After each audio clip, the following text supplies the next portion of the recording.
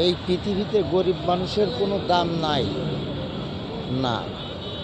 মাছ, পুঁটি মাছ যদি মরে যায় বাজারে নিয়ে বিক্রি করলে 400 থেকে 300 টাকা কেজির দামে বিক্রি হয়। গরিব মানুষ মরে গেলি, সুতরাং গরিব মানুষ মরে গেলি কিন্তু কেউ 2 টাকা দিয়ে জিগায় না। আবার গরিব মানুষ যদি কোথাও কার কাছে টাকা পায় ফের উল্টে উদ্র হয় যে আমি ওর কাছে টাকা পাবো।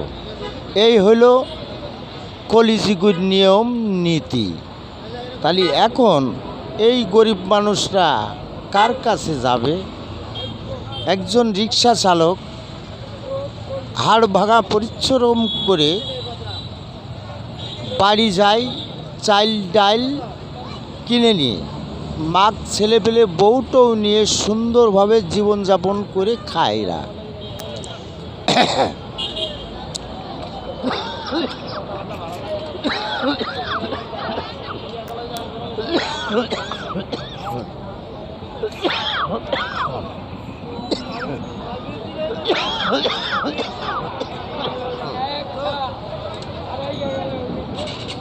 রিক্সা লাগে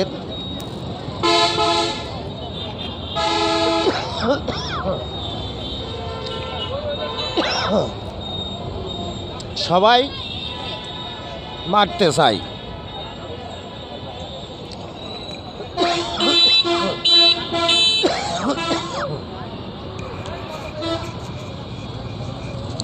কিন্তু এই গরিব মানুষ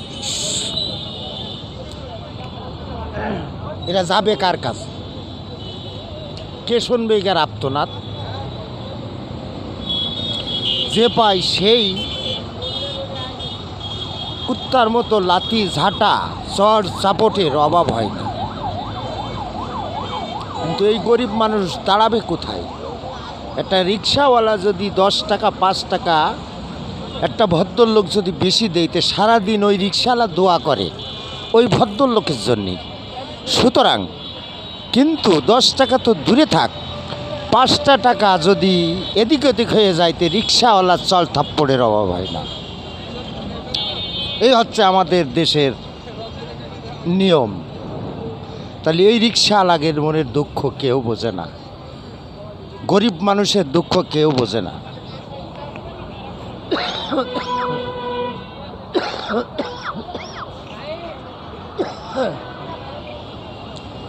তাই আমি বিনতিভাবে রিকোয়েস্ট করছি আমার সকল ভাই বোনেদের, আমার টিকটক এই ছবিটা গিয়ে যাওয়ার সাথে